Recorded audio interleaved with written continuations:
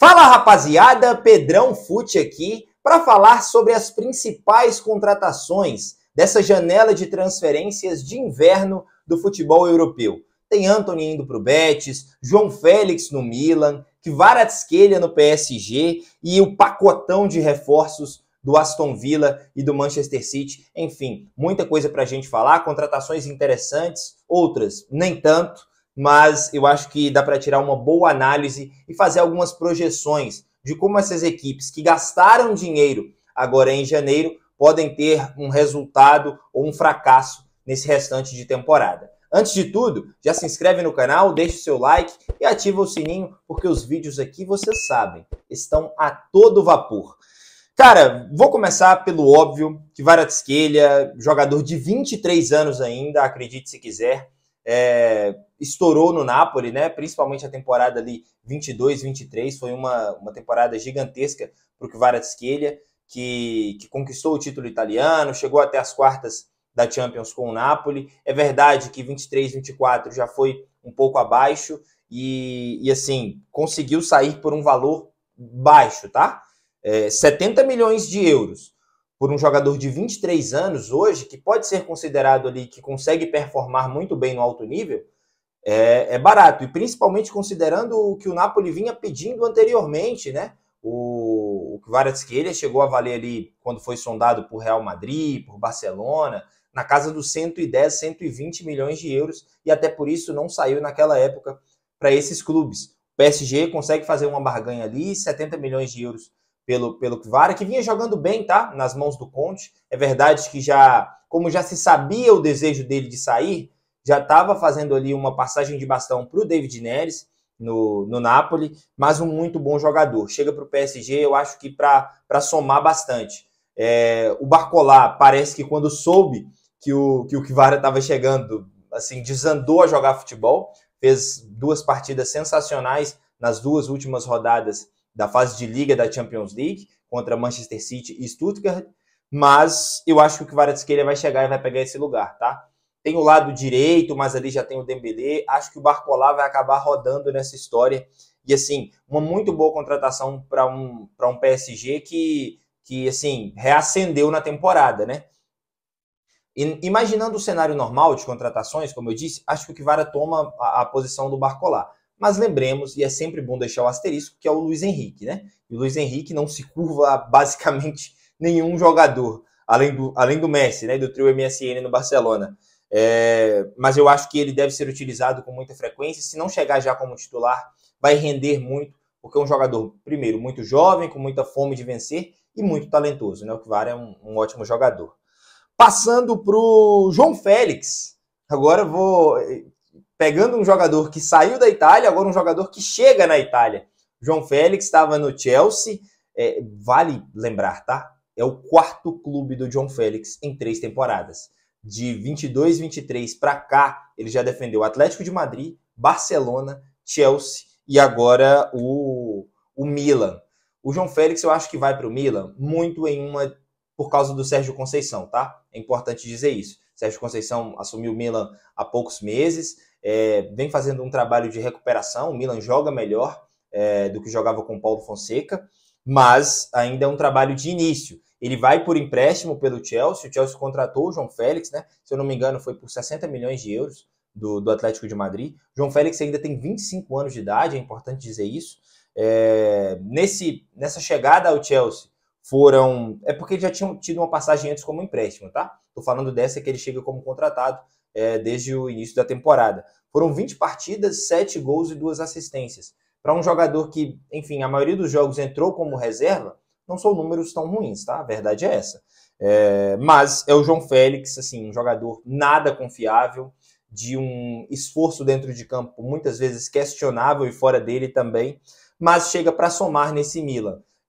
Ali provavelmente deve jogar, deve atuar no lugar que o Musa joga hoje, né? A ponta esquerda acho que é do Rafael Leão, sem muito questionamento, mas quando o Sérgio Conceição organiza o Milan em um 4-2-3-1, acho que o lado direito ali talvez seja o melhor para o João Félix, com muita velocidade, trazendo para dentro.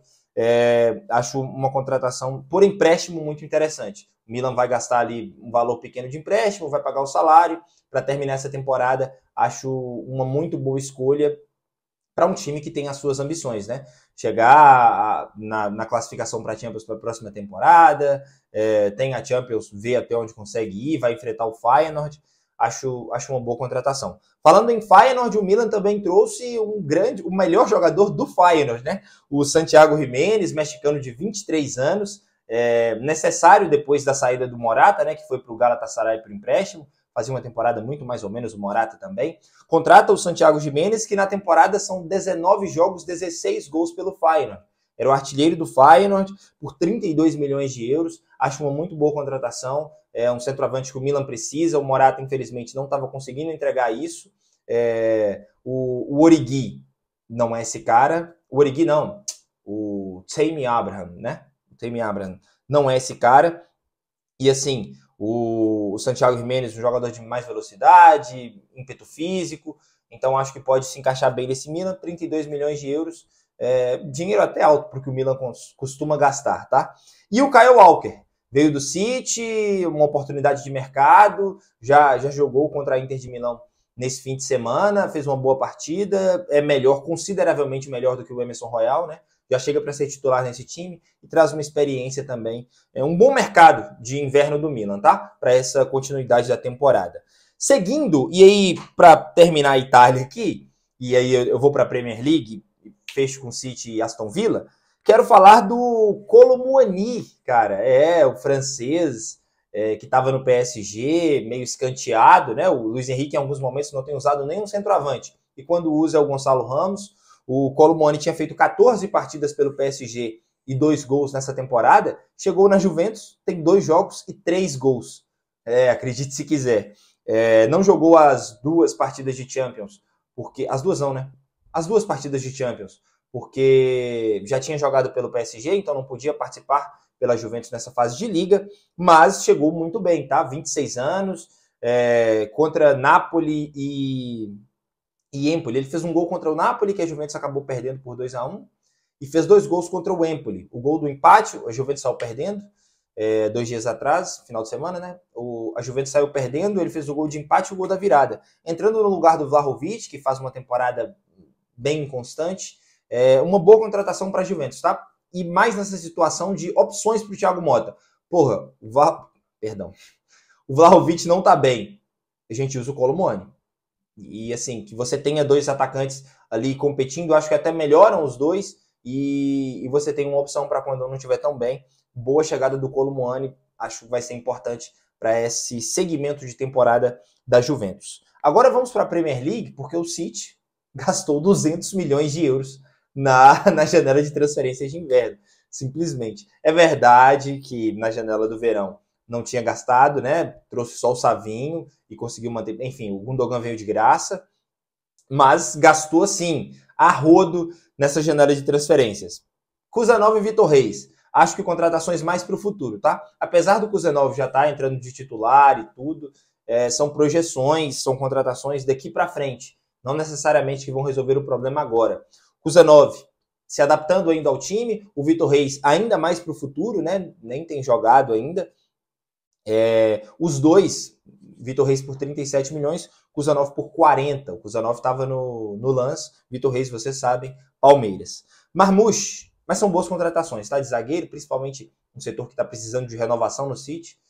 Não sei se a Akanji segue para a próxima temporada, o Ake, o Ben Dias também, enfim, boas contratações.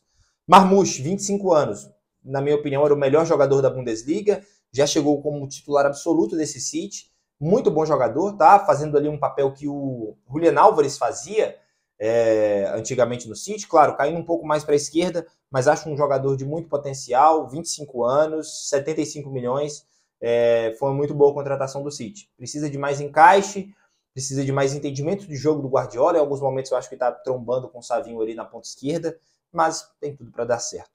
Nico Gonzalez, 23 anos, foi a última contratação do City, fechou ontem, tá? 60 milhões de euros do Porto. Ele era o melhor jogador do Porto. O City foi lá, buscou para substituir, para suprir essa ausência imediata do Rodri, tá? Um volante de marcação, muito boa saída de bola. acho que pode ser um tapa-buraco interessante. O City investiu 60 milhões de euros nele, nesse último dia de janela de transferências, e acho que pode compensar aí. Não resolve o problema, mas talvez consiga ajustar defeitos que são muito imediatos do City e que precisam de uma solução, assim, para ontem. Aston Villa, cara, quero falar sobre o Aston Villa, que fez a festa no mercado de transferências, né? Vendeu o John Duran, o atacante, para o Al Nassr, e aí teve que fazer algumas contratações do meio para trás de necessidade e do meio para frente de apostas, beleza? Vou começar do meio para trás aqui para vocês entenderem. Contratou o Andrés Garcia, lateral direito de 21 anos, que estava no Levante, porque o seu lateral direito, o Matt Cash, machucado, uma oportunidade de mercado, 7 milhões de euros. Achei, assim, ok, vamos ver como o Andrés Garcia performa nesse Aston Villa. Trouxe o Axel Disasi, zagueiro do Chelsea, de 26 anos, também aí, porque 2 lesões. O Tyrone Mings e o Paul Torres machucados, zagueiros machucados, então assim, era importante trazer um zagueiro ali para fazer dupla com o Diego Costa, o outro agora que me fugiu o nome, esqueci agora, mas enfim, é importante trazer um zagueiro também para compor esse final de temporada. Empréstimo do Chelsea sem opção de compra, tá? Mas é pontual mesmo, muito pelas lesões.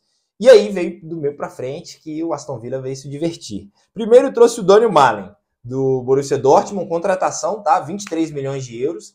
Ele já estava meio escanteado no Dortmund, acho um jogador interessante, pode fazer várias funções no ataque, acho que vai cair bem na mão do Unai Emery. Marco Asensio, empréstimo sem opção de compra do PSG, também estava meio escanteado no PSG, não se adaptou muito bem ao estilo do Luiz Henrique, pode ser uma grande opção para esse Aston Villa. Qualidade a gente sabe que o Asensio tem, muitas vezes o que falta é vontade da parte dele, né? Vamos ver o que o Unai Emery consegue fazer, mas pô, uma muito boa contratação, mais uma vez pontual, sem opção de compra. E o Rashford, do Manchester United, empréstimo, esse sim, com opção de compra, 40 milhões de euros ao fim da temporada, se o Aston Villa quiser, tiver interesse. Um grande jogador, tá, cara? Acho que tem muito do declínio dele tem a ver com o Manchester United, e um jogador que cai para cima, né? Sai de um Manchester United deprimente, segunda parte da tabela, vem para um Aston Villa, 8ª posição na Premier League, 8ª de final de Champions, então assim, é maravilhoso para o Rashford, uma reestruturação de um jogador que tem 27 anos, ainda pode render muito, muito, muito, muito. Um baita mercado do Aston Villa que assim, chega forte e pode incomodar realmente na Champions League, tá? E para terminar, eu quero falar do Antony, que deixou o Manchester United e assim, como um ótimo exemplo para o Rashford, já vai muito bem, obrigado. Chegou no Real Betis nesse fim de semana, partida de estreia, jogou muito bem, foi considerado o melhor jogador da partida contra o Atlético Bilbao, tá? Não é um time qualquer. Jogou ali pela ponta direita, entrou de titular. Cara, um time que se encaixa muito melhor ao estilo do Antony. Não acho, repito, que ele valha 100 milhões de euros, como o Manchester United contratou, mas também não é um bagre da bola. Tá no meio do caminho. E acho que no Real Betis ele pode performar bem. Um time que trabalha mais na rotação do Antony, de velocidade. Ele se deu muito bem com o Ángel Ortiz, lateral direito de 21 anos, com um lado direito muito fluido, muito rápido, de troca de passes. Ele se sentiu mais leve também, deu uma entrevista pós-jogo falando do quanto precisava de uma boa atuação e acho que pode performar bem no Real Betis. Ele foi por empréstimo e é isso, um recomeço para um jogador que só tem 24 anos e ainda pode se reerguer na carreira.